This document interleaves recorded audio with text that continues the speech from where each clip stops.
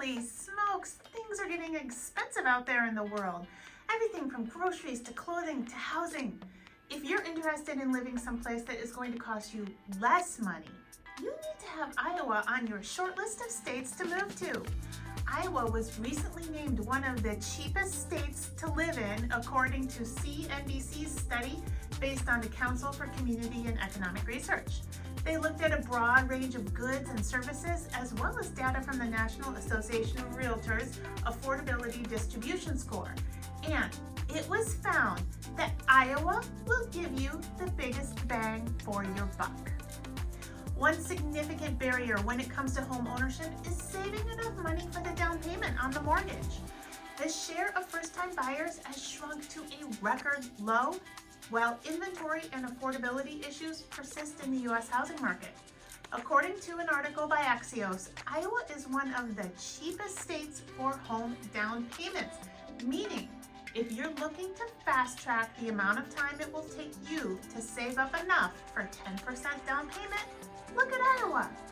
If you're tucking away just 5% of the median household income a month, you'll save enough in just over 5 years. The U.S. average is 8.9 years. On the high end, Hawaii is at 18.4 years.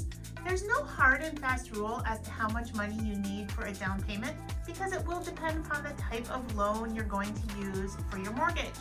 People often think they need 20% down, and that is great, but it's not necessary. FHA loans allow for as little as 2.5%, and VA loans allow buyers to put 0% down, as do some adjustable rate mortgages. Why should you care about the cost of living? The rising cost of living is a prominent concern in the U.S., with surveys showing that Americans rank inflation as one of the top problems facing our country. When you're trying to compare places with a cost of living index, it's important that you understand how the index is built.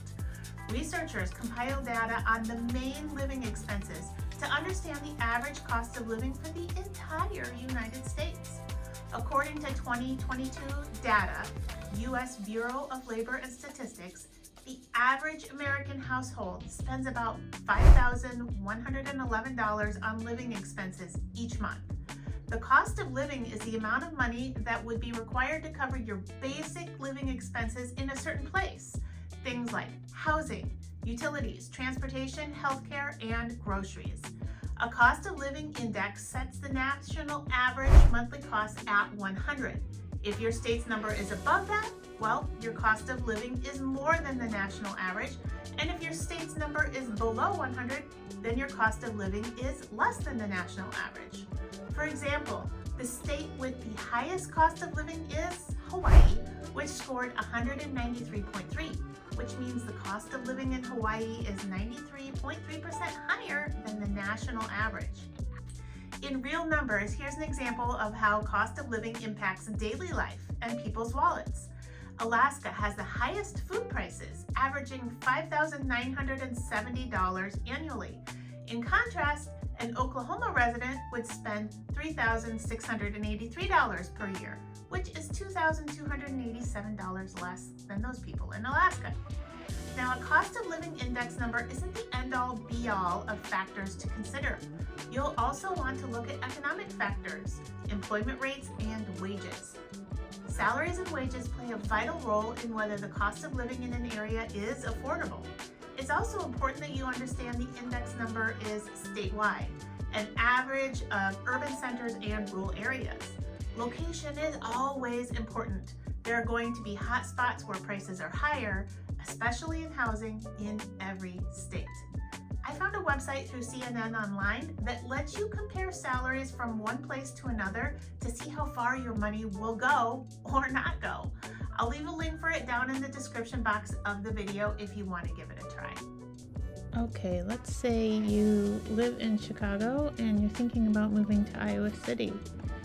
And your salary is, let's say you're making $90,000. Well, if you made $90,000 in Chicago and you were maintaining a certain quality of life, this website is telling us that you need to make about $69,639 in Iowa City to maintain that same quality of life. It also gives you a price difference here for these different cost of living indicators.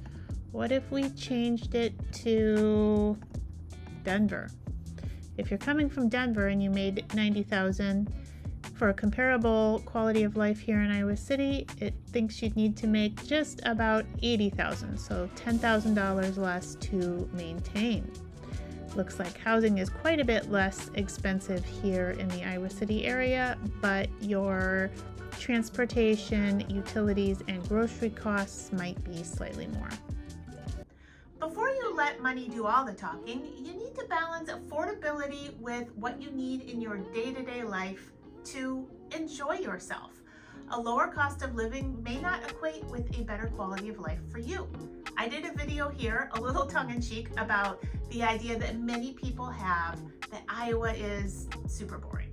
If you're curious if Iowa might be a good fit for you, you should watch this video. Check out this video card up above. Iowa's cost of living index score is 89.9. The median cost of a single-family house in Iowa as of September 2023 is $203,900 according to Iowa Association of Realtors data. So if you're looking for an affordable house, come look here in Iowa. I do want to caution you that there's going to be variation in home prices based on what communities in Iowa you are looking at. Location, location, location. It is always a big factor when it comes to home price. Two of the most expensive areas in the state of Iowa are the western suburbs of the Des Moines Metro and the greater Iowa City area. The September 2023 median sales price reported by the Des Moines area MLS for single-family homes in that MLS was $312,000, and the September 2023 median sales price reported by the Iowa City area MLS for a single-family home in the greater Iowa City area was $280,000.